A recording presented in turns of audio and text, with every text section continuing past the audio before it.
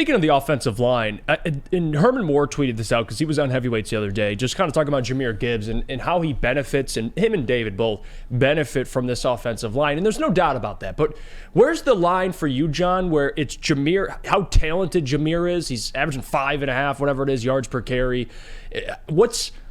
Where would you put the credit? Like, for me, I think Jahmyr, once he gets to the second and third level, obviously that's Jahmyr, but you can't discount what this offensive line means. You could argue a guy like Jahmyr could be a top 10 back, but with this offensive line, he could play even better than that, John. So where are you at with the offensive line versus the running back talent? How do you split the credit there?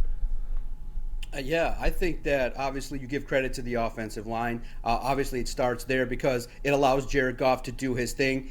But you look at it, boy, Jahmyr Gibbs, this is the player that everybody wanted to see. An explosive runner, can open things up, speed, vision, can definitely help out Jared Goff and David Montgomery. So I look at it like you give the offensive line 55% credit and Jahmyr Gibbs 45% for his development. But boy, guys, Louis Riddick from ESPN comes out and he has a bold statement thinking that next year Jahmyr Gibbs could be in conversations for league MVP. What do you think about that, John? What do you think about that statement? I mean, it's interesting because when you look at a player of Gibbs' talent, he can do a lot of things. And remember, a rookie, he can definitely get more involved in the passing game, can definitely be with the Lions adding maybe a lineman, a young lineman, should they replace Jonah Jackson. You recognize that the growth potential is still there, and you're just scratching the surface of a player that can be explosive in this offense. And I think that's what Dan Campbell and the front office wanted to build. That's why Penei Sewell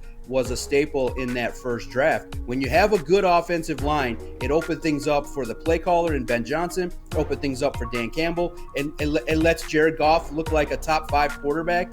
And then it just allows guys like Jahmyr Gibbs, who are naturally talented, to evolve and learn and be a big producer in this offense.